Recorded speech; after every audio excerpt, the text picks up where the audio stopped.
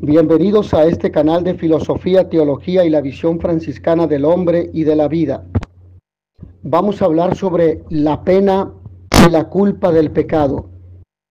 Las indulgencias están relacionadas con la confesión, los pecados, la redención y la comunión de los santos. Sin embargo, no abordaré esta temática porque está contenida en este canal de YouTube que ustedes pueden encontrar si buscan las indulgencias. Desde nuestra infancia nos enseñan que todo pecado lleva consigo una pena y una culpa. Esto lo hemos estudiado en el catecismo, cuando nos hemos preparado para la primera comunión y posteriormente para la confirmación. Entendemos por culpa a aquella ofensa hecha directamente a Dios, mientras que la pena es el castigo que dicha ofensa merece. A través de la confesión, sacramento por excelencia de la reconciliación, se borra la culpa de los pecados. Cada vez que cometemos un pecado, este pecado conlleva una culpa. Y esta culpa se borra con la confesión de los pecados. Mientras que la pena, específicamente llamada pena temporal, debe ser sanada en esta vida o en el purgatorio.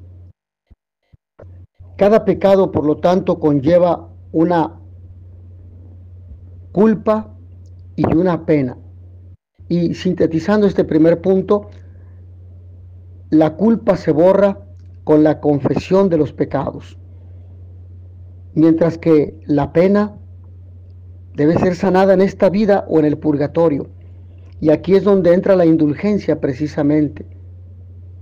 En la vida puede servir de antibiótico para esta pena acciones de amor de Dios y obras hechas en estado de gracia, así como también a partir de las indulgencias.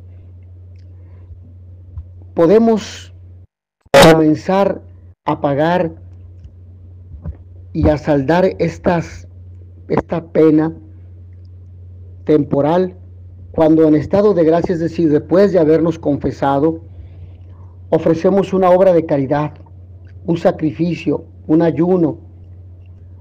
Cuando ofrecemos un momento de oración ante el Santísimo Sacramento, cuando rezamos el rosario, cuando ofrecemos el estudio, cuando ofrecemos un trabajo, cuando ofrecemos el rezo de la liturgia de las horas, o bien la participación en la celebración eucarística, la comunión, cuando ofrecemos una de las 14 horas de misericordia, dar de comer al hambriento, dar de beber al sediento, vestir al desnudo, visitar al que está encarcelado, corregir al que yerra, con caridad evidentemente, etc.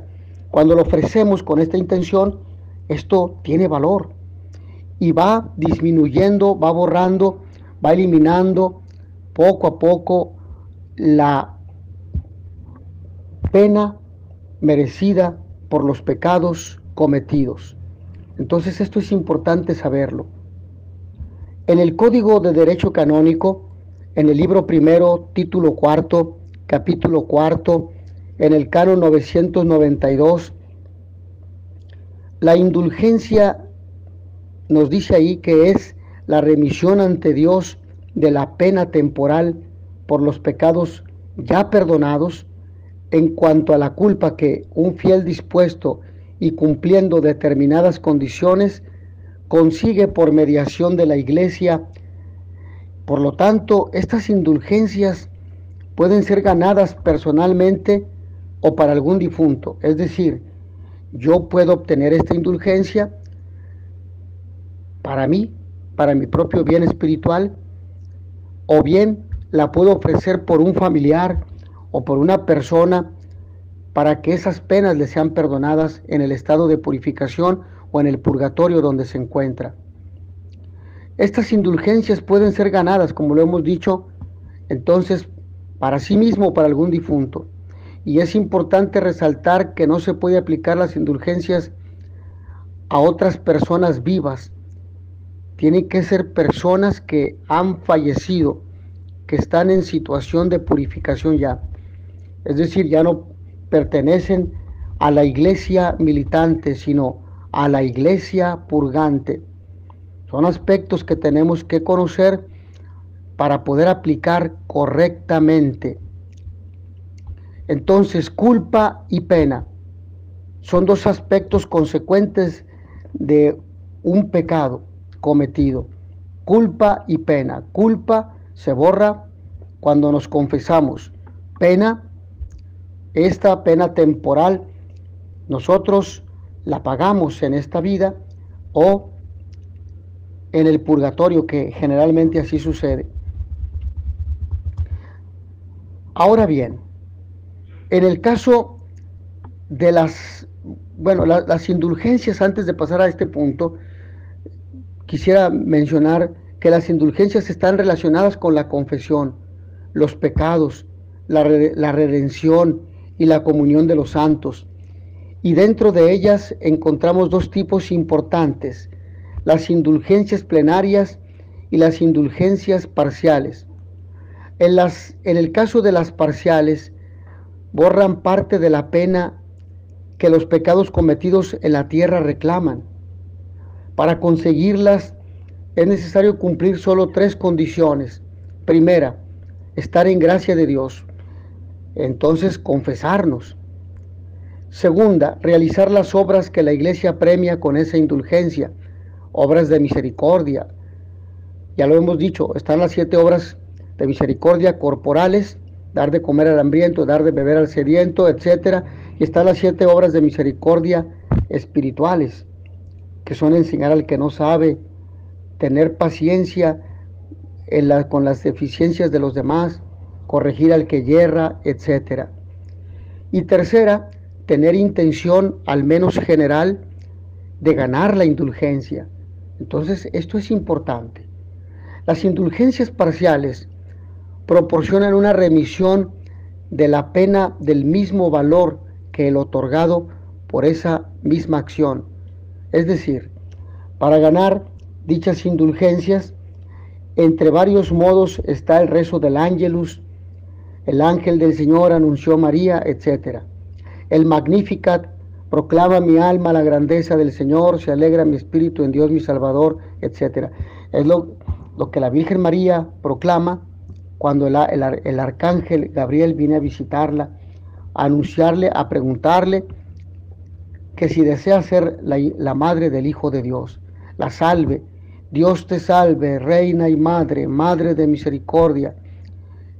Y las letanías u otras oraciones marianas aprobadas, el rosario también evidentemente entra aquí. De la misma forma, con oraciones a San José o al propio ángel custodio. También con el rezo del credo, rezar con devoción filial por el Papa una oración aprobada, visitar al Santísimo Sacramento adorándolo, entre otras más. En el caso de las plenarias, borran todo resto de pecado, dejando el alma bien dispuesta para entrar inmediatamente en el cielo. Para conseguirlas es necesario cumplir los mismos requisitos que en las indulgencias parciales, es decir, tener la disposición interior de un desapego total del pecado, abandonar el pecado, arrepentirnos de él y tener el propósito de enmienda, incluso del pecado venial, confesarse al menos 15 días antes o después de realizar la acción premiada, rezar por las intenciones del Papa, un Padre Nuestro y un Ave María, u otras oraciones, comulgar en ese mismo periodo de tiempo. Entre las acciones a realizar podemos encontrar la adoración a la Eucaristía durante media hora, la realización del Via Crucis, recorriendo las 15 estaciones erigidas, meditando la pasión del Señor, rezo del Santo Rosario de forma continua en una iglesia o en familia, con esa intención evidentemente, o acompañado de otros. Lectura o audición de la Sagrada Escritura durante media hora, entre otras cosas. Como nos recuerda el Papa Pablo VI en su Constitución sobre las indulgencias, la Iglesia aún hoy invita a todos sus hijos a considerar y ponderar cuánto vale el uso de las indulgencias para fomentar la vida cristiana de cada uno, más aún de toda la sociedad. La Iglesia, en definitiva, pone a nuestra disposición un tesoro inigualable que servirá de redención para la vida eterna. Que el Señor nos dé la gracia de utilizar todos los medios necesarios que Él ha dispuesto para la salvación de nuestras almas. Mis hermanos, que a todos ustedes el Señor los bendiga y les dé la paz. Y notitia veritatis proficere, pax et bonum.